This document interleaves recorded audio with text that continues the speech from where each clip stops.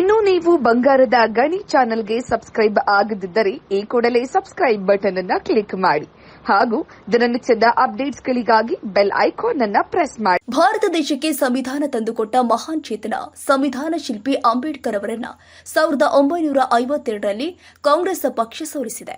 ಇಂತಹ ಪಕ್ಷಕ್ಕೆ ನೀವು ಮತ ಹಾಕ್ತೀರಾ ಅಂತ ಬಿಜೆಪಿ ಹಿರಿಯ ಮುಖಂಡ ಎನ್ ಮಹೇಶ್ ಪ್ರಶ್ನೆ ಮಾಡಿದ್ದಾರೆ.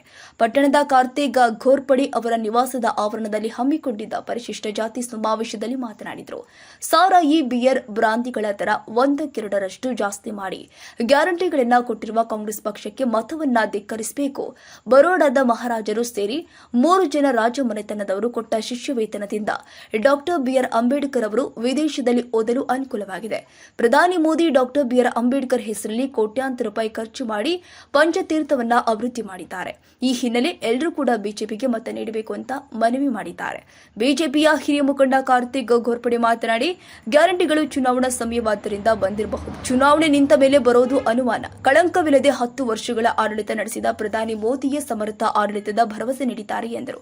ಮೋದಿ ಅವರನ್ನ 3ನೇ ಬಾರಿಗೆ ಪ್ರಧಾನಿಯಾಗಲು ಬಳ್ಳಾರಿ ಬಿಜೆಪಿ ಅಭ್ಯರ್ಥಿ ಶ್ರೀರಾಮುಲು ಅವರಿಗೆ ಮತ ನೀಡಿ ಎಂದರು.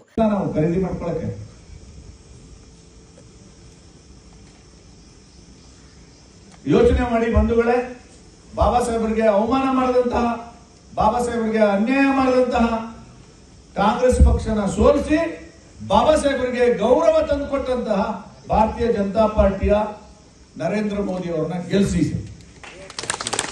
ಗೆಲ್ಲಿಸ್ತೀರಾ? ಒಂದು ಕ್ವಾರ್ಟರ್ ಎಣ್ಣೆ ಬೆಲೆ ಎಷ್ಟಿತ್ತು ಹೇಳಿ? ಗೊತ್ತಾಗಲ್ವಾ? ಒಂದು ಕ್ವಾರ್ಟರ್ ಸಾರಾಯಿ ಬೆಲೆ ಎಷ್ಟಿತ್ತು ಅಂತ ನನಗೆ ಗೊತ್ತಿಲ್ಲ. ಅರ್ಥ ಆಯ್ತು ಅವ್ರು ಮಾತಾಡಿದ್ದು ಏನ್ರವ? ಹಲೋ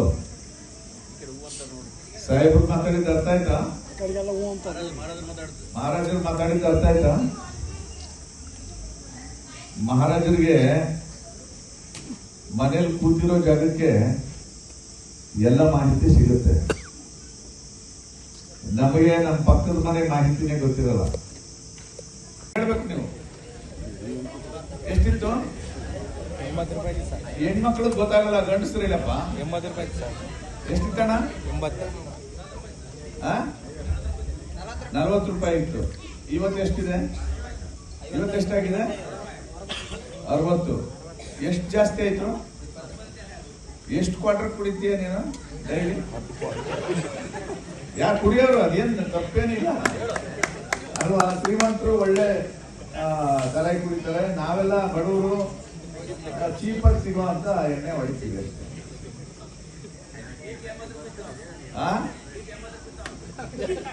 80 ರೂಪಾಯಿ ಇತ್ತಾ? ಈಗ ಎಷ್ಟಿದೆ? ಹೆಣ್ಮಕ್ಳು ಕೇಳಿಸ್ಕೊತಾ ಇದ್ದೀರಾ? ಯಾವ ಮಾತು? ಏನಣ್ಣ ನಿನ್ನ ಹೆಸರು? ಉಚ್ಚಪ್ಪ ಮಾತಾಡ್ತಾ ಕೇಳಿಸ್ಕೊತಾ ಇದ್ದೀರಾ? ಈಗ ಅರ್ಥ ಆಯ್ತಾ ನಿಮ್ಗೆ ದುಡ್ಡೆಲ್ಲಿಂದ ಬಂದಿದೆ ಅಂತ? ನಮ್ ಕಡೆ ಒಂದು ಗಾದೆ ಮಾಡ್ತಿದೆ ಮೈಸೂರು ಕಡೆ, ಕೆರೆಯ ನೀರನ್ನು ಕೆರೆಗೆ ಚೆಲ್ಲಿ ವರವ ಪಡೆದಂತೆ ಕಾಣಿರುವಂತ ಒಂದಿದೆ ವಚನ. ಸಿದ್ದರಾಮಯ್ಯನವರ ಹೆಸರಲ್ಲಿ ಅದರಲ್ಲೂ ಬಹಳ ಮುಖ್ಯವಾಗಿ ಪ್ರತಿಯೊಬ್ಬ ಮಹಿಳೆಗೆ ಪ್ರತಿ ತಿಂಗಳು 2,000 ರೂಪಾಯಿ ಕೊಡ್ತಾರಲ್ಲ, ಅದು ಅವ್ರಿಗೆ ಜಾಸ್ತಿ ಮತಗಳನ್ನ ತಂದುಕೊಟ್ಟಿದೆ. ಬಂದಿದೆಯಾ ನಿಮ್ಗೆಲ್ಲ 2,000 ಬಂದಿಲ್ವಾ? ಕೆಲವ್ರಿಗೆ ಬಂದಿದೆ, ಕೆಲವ್ರಿಗೆ ಬಂದಿಲ್ಲ. ಓಕೆ, ಬಂದಿರೋರು ಯಾರು ಕೊಟ್ಟಾಗ್ತಾರೆ? ಯಾರ್ಯಾರಿಗೆ ಬಂದಿದೆ ಅವರೆಲ್ಲ ಯಾರು ಕೊಟ್ಟಾಗ್ತದೆ? ನಿಮಗೆ 2,000 ಬಂದಿದೆಯಲ್ಲ, ಅದು ಯಾರು ಕೊಟ್ಟಿದ್ದಾರೆ ಅಂತ ನೀವು ಹೇಳಿ ನೋಡೋಣ. ಯಾರು ಕೊಟ್ಟಿದ್ದಾರೆ ಅದನ್ನ ಹೇಳ್ಬೇಕು. ಯಾಕ್ರಮ ಈ ಕಡೆ ಯಾರಿಗೂ ಬಂದಿಲ್ವಾ? ಬಂದಿಲ್ಲ? ಬಂದಿದೆಯಾ? ಯಾರು ಕೊಟ್ಟಿರೋದು ಅದು? ಸಿದ್ದರಾಮಯ್ಯ ಕೊಟ್ಟಿರೋದ? ಅಲ್ಲ, ಅವ್ರ ಬಾಯಿಲಿ ಏನಿದೆ ಅಂತ ಮನಸ್ಸಲ್ಲಿ ಏನಿದೆ ಅದನ್ನ ತೆಗಿತಾ ಇದ್ದಾರೆ. ಸಿದ್ದರಾಮಯ್ಯ ಕೊಟ್ಟಿರೋದು. ಸಿದ್ದರಾಮಯ್ಯನಿಗೆ ಎಲ್ಲಿಂದ ಬಂತು ದುಡ್ಡು? ಸಿದ್ದರಾಮಯ್ಯನವ್ರಿಗೆ ಎಲ್ಲಿಂದ ಬಂತು ದುಡ್ಡು? ಅವ್ರ ಮನೆಯಿಂದ ತಂದು ಕೊಟ್ಟಿದ್ದಾರ?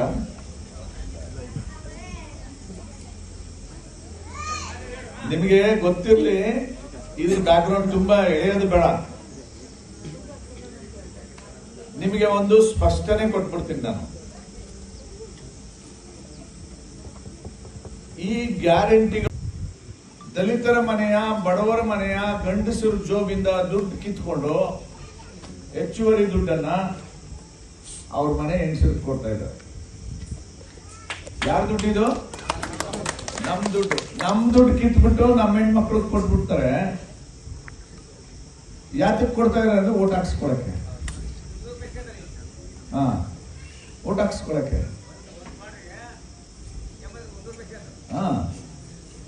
ನಾನು ಅಂದಾಜು ಮಾಡಿದ್ದೀನಿ ಬಂಧುಗಳೇ, ನಾನು ಕೂತ್ಕೊಂಡು ಅಂದಾಜು ಮಾಡಿದ್ದೀನಿ. ಇದು ಬಹಳ ಅತ್ಯಂತ ಕೆಟ್ಟ ವ್ಯವಸ್ಥೆ. ಇದು ಬಾಬಾ ಸಾಹೇಬರು ಹಿಂಗಾಗುತ್ತೆ ನಮ್ಮ ಸಮಾಜ ಅಂತ ನಿರೀಕ್ಷೆ ಮಾಡಿರ್ಲಿಲ್ಲ. ಅತ್ಯಂತ ಕೆಟ್ಟ ಪದ್ಧತಿ. ಗಂಡು ಮಕ್ಕಳಿಗೆ ಕುಡಿಸಿ ಅದರಿಂದ ಬರ್ತಕ್ಕಂಥ ಲಾಭದಲ್ಲಿ ಹೆಣ್ಮಕ್ಳಿಗೆ ದುಡ್ಡು ಕೊಡೋದು. ಆ ಹೆಣ್ಮಕ್ಳು ದುಡ್ಡು ಎಲ್ಲಿ ಹೋಗುತ್ತೆ? ಮತ್ತೆ ವಾಪಸ್ಸು ಕುಡ್ತಕ್ಕೆ ಹೋಗುತ್ತೆ. ಇನ್ನೇನು ಅವನು ಸಂಪಾದನೆ ಮಾಡಿ ಕುಡಿತಾನೆ ಅನ್ಕೊಂಡಿದ್ದೀರಾ? ಬಂತ 2,000 ಕೊಡುವಂತ ಕಿತ್ಕೋತಾನೆ. ಇದು ಯಾವ ಸೀಮೆ ನ್ಯಾಯ ಇದು ಅಂತ. ಇದು ಮುಂದುವರಿಬೇಕಾ ಈ ವ್ಯವಸ್ಥೆ? ಈ ವ್ಯವಸ್ಥೆ ಮುಂದುವರೆದ್ರೆ, ಕಾರ್ತಿಕೇಯನ್ ಸಾಹೇಬ್ ಹೇಳಿದ್ದಾರೆ, ನಮ್ ಕಡೆ ಒಂದು ಗಾದೆ ಮಾತಿದೆ, ಒತ್ತನ ಕೂಳಿಗೆ ಆಸೆ ಪಟ್ಟು ವರ್ಷದ ಕೂಳು ಕಳ್ಕೊಂಡ್ರು ಅಂತ. ಆವತ್ತಿನ ಊಟಕ್ಕೆ ಆಸೆ ಪಟ್ಬಿಟ್ಟು 1 ವರ್ಷದ ಊಟ ಕಳ್ಕೊಂಡ್ರು ಅಂತ.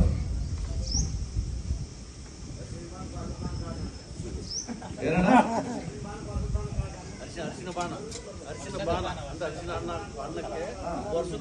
ವರ್ಷದ ಕೂಳು. ನಮ್ ಕಡೆ ಒತ್ತಿನ ಊಟಕ್ಕೆ ವರ್ಷದ ಊಟ ಕಳ್ಕೊಂಡ. ಇಷ್ಟೆಲ್ಲ ವ್ಯವಸ್ಥೆ ನಡೀತಾ ಇದೆ. ಇವರು ಧೈರ್ಯವಾಗಿ ಕಾರ್ ಹತ್ಕೊಂಡು ಓಟ್ ಕೇಳಕ್ ಬರ್ತಾರೆ ನಮ್ಮ ಹತ್ರ. ನೀವು ಯುವಕರು ಜೈ ಅಂತೀವಿ, ನೋಡಿದ್ರೆ ಜೈ ಭೀಮ್ ಅಂತೀರಿ. ಇಲ್ಲಿ ಭೀಮನ್ಗೆ ಜೈ ಅನ್ನೋದು ಚುನಾವಣೆಯಲ್ಲಿ ಭೀಮನ್ನ ಸೋಲಿಸೋದು.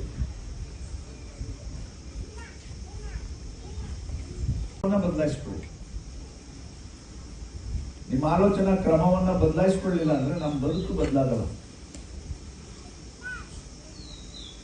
ಒಂದು, ನಮ್ಮ ಗಂಡು ಮಕ್ಕಳಿಂದ ಹೆಚ್ಚುವರಿ ಆದಾಯವನ್ನ ಸಂಗ್ರಹ ಮಾಡಿ ಒಂದಷ್ಟು ಹೆಣ್ಮಕ್ಳು ಕೊಟ್ಬಿಟ್ಟು ಓಟ್ ತಕೊಳ್ಳೋದು ಗಿಮಿಕ್. ಇದು ಇವರು ಉದ್ಧಾರ ಮಾಡಕ್ಕಲ್ಲ. ಇನ್ನೊಂದು, ಹೆಚ್ಚುವರಿ ದುಡ್ಡು ಸಂಗ್ರಹ ಮಾಡ್ತಾ ಇದಾರಲ್ಲ, ಅದು ಸಾಕಾಗಲ್ಲ ಅಂತ SC STಗಳ ಅಭಿವೃದ್ಧಿಗಿದ್ದಂತ ಹಣದಲ್ಲಿ 25,000 ಕೋಟಿ ಹಣವನ್ನ ಗ್ಯಾರಂಟಿಗಳಿಗೆ ಎತ್ಕೊಂಡಿದ್ದಾರೆ. 25,365 ಕೋಟಿ ಹಣನ, ಹಲೋ ಕೇಳಿಸ್ಕೊತಾ ಇದ್ದೀರಲ್ರಿ ಮೀಸೆ ಬಿಟ್ಕೊಂಡಿರೋರು, 25,000 ಕೋಟಿ ಹಣವನ್ನ ಸಿದ್ದರಾಮಯ್ಯನವರು ನಮ್ಮ ಅಭಿವೃದ್ಧಿಗೆ ಅಂದ್ರೆ ನಮಗೆ ಭೂಮಿ ಖರೀದಿ ಮಾಡ್ಕೊಡೋದಕ್ಕೆ, ನಮಗೆ ಬೋರ್ವೆಲ್ ಹಾಕೊಡಕ್ಕೆ, ನಮ್ಮ ಜಮೀನಿಗೆ, ನಮ್ಮ ಮಕ್ಕಳಿಗೆ ಸ್ಕಾಲರ್ಶಿಪ್ ಕೊಡ್ಲಿಕ್ಕೆ, ನಮ್ಮ ಹಾಸ್ಟೆಲ್ ಬಿಲ್ಡಿಂಗ್ ಕಟ್ಲಿಕ್ಕೆ, ನಮ್ಮ ಕೇರಿಗಳಿಗೆ ರಸ್ತೆ ಚರಂಡಿ ಮಾಡ್ಲಿಕ್ಕೆ, ನಮ್ಮ ಊರಿಗೆ ಕುಡಿಯೋ ನೀರು ಕೊಡ್ಲಿಕ್ಕೆ, ಇದಕ್ಕೆಲ್ಲ ಬಳಸಬೇಕಾಗಿರ್ತಕ್ಕಂಥ ಹಣವನ್ನ ಎತ್ಕೊಂಡು ಗ್ಯಾರಂಟಿಗಳು ಕೊಡ್ತಾ ಇದ್ದಾರೆ. ನಿನ್ ಮಕ್ಕಳ ವಿದ್ಯಾಭ್ಯಾಸನ ಹಾಳು ಮಾಡ್ತಕ್ಕಂಥ ಈ ಕಾಂಗ್ರೆಸ್ ಪಾರ್ಟಿಗೆ ಓಟ್ ಹಾಕ್ತೀರಾ ನೀವು? ಯೋಚನೆ ಮಾಡಿ. ಇಲ್ಲ, ನಾವು 2,000 ಕೊಟ್ಟಿದ್ದಾರೆ, ನಾವು ಅವ್ರ ಋಣ ತೀರಿಸ್ಬಿಟ್ಟು. ಏನ್ ಋಣ? ದಲಿತರ ಋಣ ತೀರಿಸಲಿಕ್ಕೆ ಈ ವ್ಯವಸ್ಥೆ 7 ಜನ್ಮ ಎತ್ತಬೇಕು, ಅಷ್ಟು ಋಣ ಇದೆ ಈ ವ್ಯವಸ್ಥೆ ಮೇಲೆ. ರಾಜ ಮಹಾರಾಜರ ಕಾಲದಿಂದನೂ ಋಣ ಇದೆ. ಏನಾದ್ರೂ ದಲಿತರಿಗೆ ಒಂದಷ್ಟು ಸಣ್ಣ ಪ್ರಮಾಣದ ಋಣ ಇದೆ ಅಂತಂದ್ರೆ ಅದು 3 ಜನ ಮಹಾರಾಜರ ಮೇಲೆ. ಆ 3 ಜನ ಮಹಾರಾಜರು ಯಾರಂದ್ರೆ, ಒಂದು ಸಯಾಜಿರಾವ್ ಗಾಯಕ್ವಾಡ್ ಅವರು, ಬರೋಡ ಸಂಸ್ಥಾನದ ಮಹಾರಾಜರು. ಇಲ್ಲದೆ ಹೋಗಿದ್ರೆ ಬಾಬಾ ಸಾಹೇಬ್ ಅಂಬೇಡ್ಕರ್ ಇವತ್ತು ವಿದೇಶಕ್ಕೆ ಹೋಗಿ ಓದ್ಲಿಕ್ಕೆ ಆಗ್ತಿದೆ. ಸ್ಕಾಲರ್ಶಿಪ್ ಕೊಟ್ಟವರು. ಆ ಸಯಾಜಿರಾವ್ ಗಾಯಕ್ವಾಡ್ ಯಾರು ಅಂತಂದ್ರೆ, ಕಾರ್ತಿಕೇಯನ್ ಮಹಾರಾಜರಿದ್ದಾರಲ್ಲ ಅವರ ತಾಯಿ ತಂದೆ.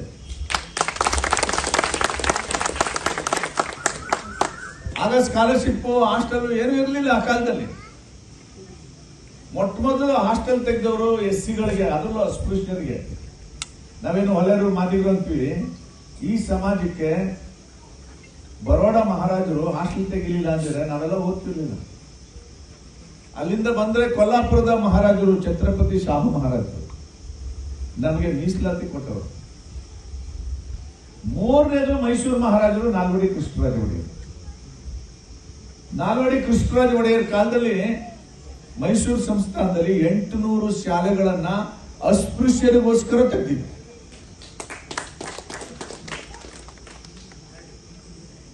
ಸೊ बोलो भारत माता की बोलो भारत माता की बोलो बाबा साहेब अंबेडकर की बोलो बाबा साहेब अंबेडकर की. ಸಪಾಯಿ ಕರ್ಮಚಾರಿ ನಿಗಮದ ಮಾಜಿ ಅಧ್ಯಕ್ಷ H. ಹನುಮಂತಪ್ಪ ಮಾತನಾಡಿದರು. ನೋಡಿ ಬಹಳ ಬಹಳ ಬಹಳ ನನಗೆ ಆನಂದ ಆಗ್ತಾ ಇದೆ. ಯಾಕಂದ್ರೆ ಈ ಲೋಕಸಭಾ ಚುನಾವಣೆಯಲ್ಲಿ ನಿಮ್ಮ ಪಾತ್ರ ಅತಿ ಹೆಚ್ಚು. ಸೊಂಡೂರು ಕ್ಷೇತ್ರದಲ್ಲಿ ಎಷ್ಟು ಗಂಡು ಮಕ್ಕಳು ಇದ್ದಾರೆ ಅಷ್ಟೇ ಹೆಣ್ಮಕ್ಳಿದ್ದಾರೆ. ಅಂದ್ರೆ ಸರಿ ಸಮ.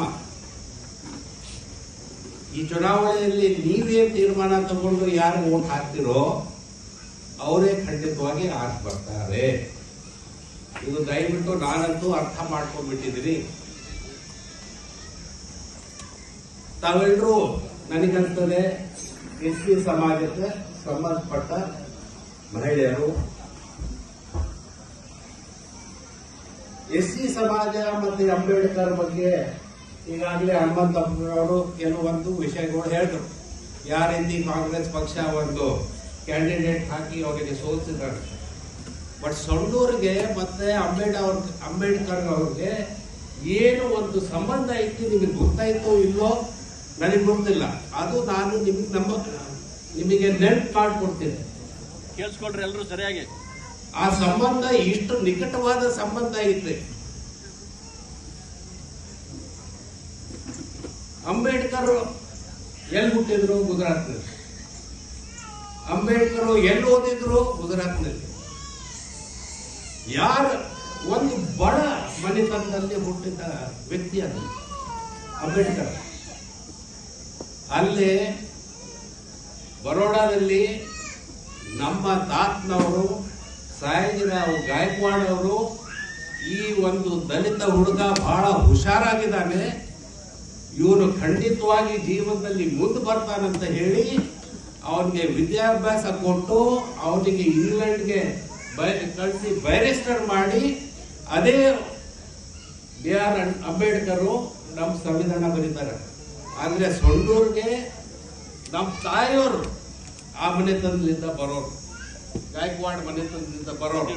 ನನಗೆ ಬಹಳ ಅಭಿಮಾನ ಅವ್ರ ಮೇಲೆ. ಅವ್ರಿವತ್ತು ನಮ್ಮ ಸಂವಿಧಾನ ಬರೋದಂದ್ರೆ ಅವರಂತ ವ್ಯಕ್ತಿ ದೇಶದಾಗೆ ಯಾರಿಲ್ಲ ಅಂತ ನಾನು ಹೇಳ್ಬೋದು. ಯಾಕಂದ್ರೆ ಇವತ್ತು ಕಾನೂನಿನ ಒಂದು ಪರಿಸ್ಥಿತಿ ಇದೆ, ಎಲ್ಲರಿಗೆ ನ್ಯಾಯ ಸಿಗ್ತದೆ ಅಂತ ಹೇಳಿ ಇವತ್ತು ನಮ್ಮ ದೇಶ ಬಹಳ ದೊಡ್ಡ ಪ್ರಮಾಣದಲ್ಲಿ ಪ್ರಗತಿ ಮಾಡ್ತಾ ಇದೆ. ಕಾನೂನು ಇಲ್ಲದಿದ್ರೆ ಇಲ್ಲಿ ಯಾರೂ ಬರೋದಿಲ್ಲ. ನಿಮಗೇನಾರ ಮೋಸ ಆದ್ರೆ ಮತ್ತೆ ಅದೇ ಸಂವಿಧಾನಕ್ಕೆ ಹೋಗ್ಬೇಕು, ಅಲ್ಲೇ ಮತ್ತೆ ಕಾನ್ಸ್ಟಿಟ್ಯೂಷನ್ ಇದು ಮಾಡಿಕೊಂಡು ನಿಮಗೆ ನ್ಯಾಯ ಸಿಗ್ತೈತಿ. ಅನ್ಯಾಯ ಸಿಗೋದಿಲ್ಲ. ಅನ್ಯಾಯ ಮಾಡಿದವ್ರ ಶಿಕ್ಷೆ, ಸರಿ ಇದ್ದವ್ರಿಗೆ ಅವ್ರು ಖಂಡಿತವಾಗಿ ಅವ್ರಿಗೆ ನ್ಯಾಯ ಸಿಗ್ತದೆ. ಅದರಷ್ಟು ಹೆಮ್ಮೆ ಯಾರೂ ಇಲ್ಲ. ಆಮೇಲೆ ಇದು ನಿಮ್ಮ ಒಂದು ಸಂಬಂಧ. ಅಂಬೇಡ್ಕರ್ ಡೈರೆಕ್ಟ್ಲಿ ನಾನು ಹೇಳುವಾಗ ನೇರವಾಗಿ ಸೊಂಡೂರು ಕೂಡ ಒಂದು ಸಂಬಂಧ ಇದೆ. ಆ ಸಂಬಂಧ ನಿಮಗೆ ನಿಮ್ಮ ಮುಂದೆ ಇಟ್ಟಿದ್ದೀನಿ. ಈಗ ನಾನು ರಾಜಕೀಯಕ್ಕೆ ಹೊಸಬಲ್ಲ. 74ನೇ ಇಸ್ವಿನಿಂದ ನಾನು ನಮ್ಮ ತಂದೆಯವರು ಕೂಡ ಪ್ರತಿ ಒಂದು ಹಳ್ಳಿಗೆ ಹೋಗ್ತಿದ್ದೆ, ಪ್ರಚಾರಕ್ಕೆ ಹೋಗ್ತಿದ್ದೆ. ಪ್ರತಿ ಒಂದು ಹಳ್ಳಿಯಲ್ಲಿ ಒಂದು ಕೇರಿ ಇರ್ತಿತ್ತು. ಆ ಕೇರಿಗೆ ಹೋಗ್ಲೇಬೇಕು. ಬಂದು ಹೋಗ್ಬಿಟ್ರೆ 100% ನಿಮಗೆ ಓಟ್ ಹಾಕ್ತೀವಿ. ನನಗಿವತ್ತು ನೋವು ಏನಾಗ್ತಾ ಇದೆ ಅಂದ್ರೆ, ನಮ್ಮ SC ಜನ ಏನಿದೆ ಬಹಳ ಹಿಂದುಳಿದ್ಬಿಟ್ಟಿದೆ. ಅವ್ರಿಗೆ ಮೂಲಭೂತ ಸೌಕರ್ಯಗಳು ಇಲ್ಲ. ನಿಮ್ ಕೇರಿಗೆ ನೀರು ಬರ್ತದ, ಸ್ವಚ್ಛ ಕುಡಿಯೋ ನೀರಿನ ವ್ಯವಸ್ಥೆ ಆಗೈತ ಏನ್ರಿ?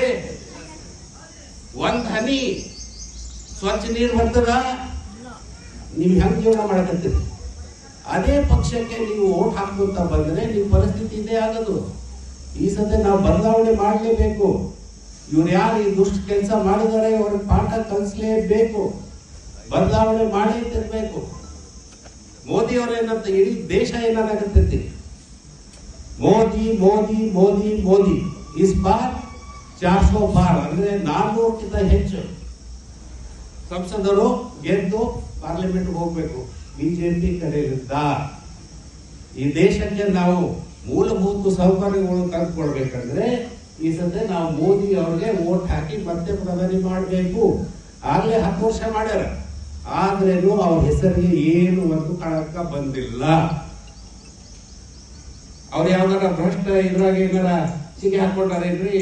ಇವ್ರ ಹಗಲು ರಾತ್ರಿ ಮನೆಗಳಾಗ ನುಗ್ಗಿ ನೋಡಿದ್ರೆ ಬರೇ ದುಡ್ಡು ದುಡ್ಡು ದುಡ್ಡು ದುಡ್ಡು ದುಡ್ಡು, ಬರೇ ಭ್ರಷ್ಟರು. ಅಂತಂದ್ರಾಗ ಒಂದು ವ್ಯಕ್ತಿ ಇದೆ ಯಾರು ನಮ್ಮ ದೇಶಕ್ಕೆ ಕಾಪಾಡ್ತಾ ಇದ್ದಾರೆ. ಅವ್ರು ಐದರ್ ಅಂತ ಹೇಳಿ ನಮ್ಮ ದೇಶದ ಕಡೆಗೆ ಯಾರು ನೋಡೋದಿಲ್ಲ. ಇಲ್ಲಿ ದಿನ ನಾ ಹೇಳ್ತಾ ಇದ್ದೀನಿ, ಯಾಕಂದ್ರೆ ಇವಾಗ ಹೋದ ಎಲೆಕ್ಷನ್ ನಾವು ಮಾಡಿದ್ವಿ 1 ವರ್ಷದ ಹಿಂದೆ. ನಮಗೆ ಬಹಳ ಹಿನ್ನಡೆ ಆಯ್ತು. ಅವಕ್ಕೆ ಸಾಕಷ್ಟು ಕಾರಣಗಳಿದಾವೆ, ಅದು ಬಿಡ್ರಿ ಒಂದ್ ಕಡೆಗೆ.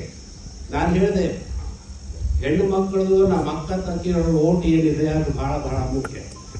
ಇದು ನಮ್ಮ ಕಾಂಗ್ರೆಸ್ ಪಕ್ಷದಲ್ಲಿರ್ತಕ್ಕಂಥ ಸ್ನೇಹಿತರು ಅರ್ಥ ಮಾಡಿಕೊಂಡು ನಮ್ಮ ಅಕ್ಕ ತಂಗಿಯರಿಗೆ ಮೋಸ ಮಾಡೋ ಪ್ರಯತ್ನ ನಡೀತು. ಹೋದ ಚುನಾವಣೆ ಏನ್ ಮಾಡಿದ್ರು, ಈ ಗ್ಯಾರಂಟಿ ಕಾರ್ಡ್ಗಳು ಅಂತ ಮಾಡಿಕೊಟ್ಬಿಟ್ರು. ಯಾವ ಗ್ಯಾರಂಟಿ? ಪ್ರತಿಯೊಬ್ಬ ಹೆಣ್ಮಗಳಿಗೆ 2,000 ರೂಪಾಯಿ. 2,000 ರೂಪಾಯಿ ಅಂತೂ ಹಾಕಕತ್ತಾರೆ. 1-2 ತಿಂಗಳ ಹಾಕೋದಿಲ್ಲ. ಇವಾಗ ಚುನಾವಣೆ ಬಂದವ ಅಂತ ಹೇಳಿ ಎಲ್ಲ ಕೂಡಿ ಮತ್ತೆ ಹಾಕಿದ್ರು. ಅಂದ್ರೆ ಮತ್ತೆ ಮೋಸ ಮಾಡಿ ಈ ಚುನಾವಣೆ ಆದ್ಮೇಲೆ ನನಗನ್ಸ್ತದ ಅದು 2,000 ರೂಪಾಯಿನೂ ತೆಗೆದು ಬಿಡಬಹುದು. ಕಾರಣ ಇಷ್ಟೇ, ಹಣಕಾಸಿನ ವ್ಯವಸ್ಥೆ ಹದಗೆಟ್ಟು ಹೋಗಿದೆ. ಇದು ಮಾಡಕ್ ಬರೋದಿಲ್ಲ. ಅಭಿವೃದ್ಧಿ ಕೆಲಸಗಳೆಲ್ಲ ಬಂದಾಗ್ಬಿಟ್ಟವು. ನಮ್ಮ ಬಡ ಜನರಿಗೆ ಕುಡಿಯೋ ನೀರಿನ ವ್ಯವಸ್ಥೆನೂ 20 ವರ್ಷದಿಂದ ಸುಳ್ಳುರಾಗ ಮಾಡಕ್ ಬಂದಿಲ್ಲ. ಅದೇ ಕೆರೆಗೆ ಹೋಗಿ ಕೊಡ್ಲಿಕ್ಕೆ ಸಾಧ್ಯ ಆಗಿಲ್ಲ, ಬಡ ಜನರಿಗೆ ಏನು ಮಾಡ್ಲಿಕ್ಕೆ ಆಗಿಲ್ಲ. ಇನ್ನೊಂದು ಮಾತು ಸುಳ್ಳು ಹೇಳಿ ಓಟ್ ಹಾಕ್ಸ್ಕೊಂಡ್ರು. ಯಾವುದು? 200 ಯೂನಿಟ್ ಪವರ್ ಕೊಡ್ತೀವಿ. ಏನ್ ಮಾಡಿದ್ರು ಬಂದ್ ಕೂಡಲೇ 200 ಯೂನಿಟ್ ಕೊಡ್ಲಿಲ್ಲ. ನೀವು ಎಷ್ಟು ಉಪಯೋಗ ಮಾಡಕತ್ತೀರಿ ಅದಕ್ಕಿಂತ 10% ಜಾಸ್ತಿ ಮಾಡಿ ಉಚಿತ ಅಂತ. ಅದಕ್ಕಿಂತ ಹೋಲಿಸಿ ಏನಂದ್ರೆ ಇದೆಲ್ಲ ಉಚಿತ ಮಾಡಿ ಕರೆಂಟ್ ಕೊಡಕ್ ಬಂದ್ ಮಾಡ್ಬಿಟ್ರು. ನಿಮ್ಮ ಮನೆ ಕರೆಂಟ್ ಬರ್ತೈತೇನ್ರಿ? ಫ್ಯಾನ್ ನಡೆಸ್ಬೋದಾ? ಕರೆಂಟ್ ಬರ್ತದ? ಕರೆಂಟ್ ಕೊಡಕ್ ಬಂದ್ ಮಾಡ್ಬಿಟ್ಟ. ಅದು ಒಂದು ದೊಡ್ಡ ಮೋಸ. ಈಗಾಗಲೇ ಬಹಳ ಮೋಸ ಆಗಿದೆ. ಮತ್ತೆ ಒಂದು ಮೋಸ, 1 ಲಕ್ಷ ರೂಪಾಯಿ ಗ್ಯಾರಂಟಿ ಅಂತ ಹೋಗಿ ನೀವು ಕಾಂಗ್ರೆಸ್ ಪಕ್ಷಕ್ಕೆ ಹಾಕಿದ್ರೆ ಅದು ಓಟ್ ವ್ಯರ್ಥ ಆಗಿ ಹೋಗ್ತೈತಿ, ಏನೇನು ಉಪಯೋಗ ಇಲ್ಲ. ಇದು ದಯವಿಟ್ಟು ಅರ್ಥ ಮಾಡ್ಕೊಡ್ರಿ. ಬಹಳ ಗಂಭೀರವಾದ ಒಂದು ಪರಿಸ್ಥಿತಿ ನಮ್ಮ ಬಳ್ಳಾರಿ ಜಿಲ್ಲೆಯಲ್ಲಿ ಬಂದದ, ನಮ್ಮ ರಾಜ್ಯದಲ್ಲಿ ಬಂದದ. ಇದಕ್ಕೆ ನಾವು ಈ ಸತೆ ಆ ತೆಪ್ಪು ತಿದ್ಕೊಂಡು ಈ ಸತೆ ನಿಮ್ಗೆಲ್ಲ ಗೊತ್ತಿದ್ದಂಗೆ ನಮ್ಮ ಶ್ರೀರಾಮುಲು ಅವರೇ ನಮ್ಮ ಬಿಜೆಪಿ ಪಕ್ಷ ಅಭ್ಯರ್ಥಿ ಮಾಡಿ ನಮಗೆ ಮುಂದೆ ಕಾರಣ. ಅವ್ರಿಗೆ ಬಹಳ ಅನುಭವ ಇದೆ, ಅವ್ರು ಒಳ್ಳೆಯವರು. ನಾವು ಅವ್ರಿಗೆ ಉಪಯೋಗ ಮಾಡಿ ನಮ್ಮ ಬಡ ಜನರಿಗೆ ಏನೇನು ಸವಲತ್ತುಗಳು ಮಾಡಿಕೊಡ್ಬೇಕು. ಯಾಕಂದ್ರೆ ಒಂದು ತೆಪ್ಪ ಆಗೈತೆ, ಕಾಂಗ್ರೆಸ್ ಪಕ್ಷ ಅಧಿಕಾರದಾಗಿ. ಇದು ರಾಷ್ಟ್ರ ಮಟ್ಟದ ಒಂದು ಚುನಾವಣೆ. ಇದು ಒಂದು ಗ್ರಾಮ ಪಂಚಾಯತಿ, ತಾಲೂಕು ಪಂಚಾಯತಿ, ಜಿಲ್ಲಾ ಪಂಚಾಯತಿ ಚುನಾವಣೆ ಅಲ್ಲ. ಅಲ್ಲಿ ಏನಾರ ಮಾಡಿಕೊಂಡ್ರೆ, ಬಟ್ ರಾಷ್ಟ್ರ ಮಟ್ಟದಲ್ಲಿ, ರಾಷ್ಟ್ರ ಮಟ್ಟದ ಚುನಾವಣೆಯಲ್ಲಿ ನಾವು ನಮ್ಮ ದೇಶದ ರಕ್ಷಣೆ, ನಮ್ಮ ದೇಶದ ಅಭಿವೃದ್ಧಿ. ಇವತ್ತು ನೀವು ಹೆದ್ದಾರಿಗಳು ನೋಡ್ರಿ, ನೀವು ರೈಲ್ವೆ ಸ್ಟೇಷನ್ಗಳು ನೋಡ್ರಿ, ನೀವು ಏರ್ಪೋರ್ಟ್ಗಳು ನೋಡ್ರಿ, ನಮ್ಮ ಆರ್ಥಿಕ ಒಂದು ಪರಿಸ್ಥಿತಿ ನಾವು 5ನೇ ಸ್ಥಾನಕ್ಕೆ ಇದ್ದೀವಿ ಈ ಪ್ರಪಂಚದಲ್ಲಿ. ಇನ್ನ 2 ವರ್ಷ ಮೋದಿಗೆ ಅವಕಾಶ ಮಾಡಿಕೊಟ್ರೆ 3ನೇ ಸ್ಥಾನಕ್ಕೆ. ಅಂದ್ರೆ ಎಲ್ಲಿಂದ ಎಲ್ಲಿ ಹೋಗ್ಬಿಟ್ವಿ. ಈ 8 ವರ್ಷದಲ್ಲಿ ಮೋದಿ ಅವರು ಏನು ನಮ್ಮ ದೇಶಕ್ಕೆ ಕೆಲಸ ಮಾಡ್ಯಾರ ಯಾವ ಕಾಲಕ್ಕೂ ಒಂದು 60-70 ವರ್ಷದಾಗ ಇದು ಮಾಡೇ ಇಲ್ಲ. ನಾನೇ ಹೇಳ್ಬೋದು, ನಿಮಗೂ ಗೊತ್ತಿದೆ. ಇದು ಅವಕಾಶ ನಾವು ಕಳ್ಕೋಬಾರ್ದು. ನಮ್ಮ ಕಡೆ ಅವರು ಒಬ್ಬರು ಇರಬೇಕು ಪಾರ್ಲಿಮೆಂಟ್ನಾಗ, ಬಹಳ ಅಭಿಮಾನದಿಂದ ನಿಯತ್ತಿಂದ ಯಾವ ಮೋಸಕ್ಕೂ ಬೀಳ್ಬೇಡ್ರಿ. ಯಾಕಂದ್ರೆ ಮೋಸಕ್ಕೆ ಬಿದ್ದರೆ ನಮ್ಮ ಸ್ವಂತ ಕಾಲಿನ ಮೇಲೆ ನಾವೇ ಕಾಲು ಹಾಕೊಂಡಾಗ ಆಗ್ತೈತಿ, ಬಹಳ ತೆಪ್ಪ ಆಗ್ತೈತಿ. ನಿಮಗೆ ಕಾಪಾಡೋದು ಕಷ್ಟ ಆಗ್ತದೆ. ಪ್ರಯಾಣ ನಮ್ಮ ಅಕ್ಕ ತಂಗಿಯವರು ಅದು ಒಳ್ಳೆ ಸ್ಕೀಮ್ ತಗೊಂಡು ಎಲ್ಲಾ ಕಡೆಗೆ ಧರ್ಮಸ್ಥಳ ಎಲ್ಲ ಹೋಗಿ ಬಂದಿರ್ಬೋದು. ಎಷ್ಟು ದಿನ ಅಡ್ಡಾಡ್ತಿದ್ರಿ? ಗಂಡ್ಕೊಳ್ಳೇಬೇಕು. ಎಲ್ಲ ಸಾಕಾಗಿ ಹೋಗ್ಬಿಟ್ಟೈತಿ. ಎಲ್ಲ ಕಡೆ ಹೆಣ್ಮಕ್ಳು ಒಂದೇ ಮಾತು ಹೇಳಕತ್ತಾರ. ಇಲ್ರಿ ನಾವು ಕೇಳಿದ್ವಲ್ಲ, ನೀವು ಕೊಡ್ತೀರಿ, ನಾವು ಅಡ್ಡಾಡಿದ್ವಿ. ಎಲೆಕ್ಷನ್ ಬಂದಾಗ್ತದಲ್ಲ, ಸಾಕಾಗಿ ಹೋಗ್ತೈತಿ. ಯಾಕಂದ್ರೆ KSRTC ಬಂದ್ ಆಗ್ತೈತಿ. ಅವ್ರಿಗೆ ಡೀಸೆಲ್ಗೂ ದುಡ್ಡು ಇರ್ಲಿಕ್ಕಿಲ್ಲ, ಡ್ರೈವರ್ ಕ್ಲೀನರ್ ಕಂಡಕ್ಟರ್ ಸಂಬಳ ಕೊಡ್ಲಿಕ್ಕೂ ಇರ್ಲಿಕ್ಕಿಲ್ಲ. ಸೊ ಅದು ಒಂದು ದೊಡ್ಡ ಮೋಸ. ಆಮೇಲೆ ಯಾವ್ದು ಯುವಕರಿಗೆ ಬಿಡಿ. ಸೊ ಹೆಣ್ಮಕ್ಳಿಗೆ ಮತ್ತೆ ಇದು ಬಂದು ಈ ಸತೆ ಎಲ್ಲರಿಗೆ ಹಂಚಕತ್ತಾರಂತೆ. ಇನ್ನೂ ಒಂದು ಗ್ಯಾರಂಟಿ, 1 ಲಕ್ಷ ರೂಪಾಯಿ ಪ್ರತಿ ಒಂದು ಹೆಣ್ಮಗಳಿಗೆ ಅಂತ. ಇದರಂತ ದೊಡ್ಡ ಮೋಸ ಯಾವುದೇ ಇಲ್ಲ. ಬಹಳ ದೊಡ್ಡ, ಯಾಕಂದ್ರೆ ಅವ್ರ ಅಧಿಕಾರಕ್ಕೆ ಬರೋದಿಲ್ಲ. ಅಲ್ಲಿ ಮೋದಿಗೆ 400ಕ್ಕಿಂತ ಹೆಚ್ಚು ಸಂಸದರು ಬರ್ತಾರ. ಆ ಗ್ಯಾರಂಟಿ ಏನಾರ ನಾವು ನಂಬ್ಕೊಂಡು ವೋಟ್ ಹಾಕ್ಬಿಟ್ರೆ ನಿಮ್ಮ ವೋಟ್ ವ್ಯರ್ಥ ಆಗ್ತದೆ. ಮುಂದೆ ನಿಮಗೆ ಬಹಳ ತೊಂದರೆ ಆಗ್ತದೆ. ಯಾಕಂದ್ರೆ ನಾನು ಹೇಳ್ತಾ ಇದ್ದೀನಿ, ಬಹಳ ಬಹಳ ಮುಖ್ಯ ಇದೆ. ಮತ್ತೆ ಅದು ಗ್ಯಾರಂಟಿ ಕಾರ್ಡ್ ಸುಳ್ಳೆ ವೋಟ್ ಹಾಕ್ಸ್ಕೊಂಡ್ಬಿಡೋದಂತ. ಅದಕ್ಕೆ ದಯವಿಟ್ಟು ಮೋಸಕ್ಕೆ ಬೀಳ್ಬೇಡ್ರಿ, ದಯವಿಟ್ಟು. ಯಾಕಂದ್ರೆ ನಿಮಗೆ ಯಾರು ಕಾಪಾಡ್ಲಿಕ್ಕೆ ಆಗ್ಲಿಕ್ಕಿಲ್ಲ ಇನ್ನೂ ಒಂದು 5 ವರ್ಷ. ಹಾಗಾದ್ರೂ ಬಿಜೆಪಿ ಸರ್ಕಾರ ಅಧಿಕಾರಕ್ಕೆ ಬಂದೇ ಬರ್ತೈತಿ. ಅವರೆಲ್ಲ ಮಾಡ್ತಾ ಇದ್ದಾರೆ. ಈಗ SC STಗೆ ಒಂದು 25,000 ಕೋಟಿ ಪ್ರತಿ ವರ್ಷ ಸರ್ಕಾರ ಇಡ್ತೈತಿ. 36 ನಾನು 25 ಅಂದ್ರೆ ಜಾಸ್ತಿನೇ ಇಟ್ಟಾರ. ಅದನ್ನು ಬಂದ್ ಮಾಡಿಬಿಟ್ಟಿದ್ದಾರೆ. ಅದು ಬಂದ್ ಮಾಡಿ ಅದು 2,000 ರೂಪಾಯಿ ಕೊಟ್ಟರೆ ಮಾಡ್ತಾರೆ. ಇದೇ ಯಾವ್ದ್ರಿ ಇದು? ಸೊ ಇದಕ್ಕೆ ನಾವು ಏನಾರ ಮತ್ತೆ ಈ ಸುಳ್ಳಿಗೆ ಮೋಸಕ್ಕೆ ಬಿದ್ದು ಹಾಕಿದ್ರೆ, ನಾವು ಯುವಕರಿಗೂ ಹೇಳ್ತೀವಿ, ಗಂಡ್ಮಕ್ಳಿಗೂ ಹೇಳ್ತೀವಿ, ಹೆಣ್ಮಕ್ಳಿಗೂ ಹೇಳ್ತೀವಿ, ದಯವಿಟ್ಟು ಈ ಚುನಾವಣೆಯಲ್ಲಿ ಈ ಮೋಸಕ್ಕೆ ಬೀಳಬೇಡ್ರಿ. ಬಿದ್ದರೆ ನಿಮಗೆ ಕಾಪಾಡಲಿಕ್ಕೆ ಯಾರು ಬರ್ಲಿಕ್ಕೆ ಅಸಾಧ್ಯ. ಯಾಕಂದ್ರೆ ಏನು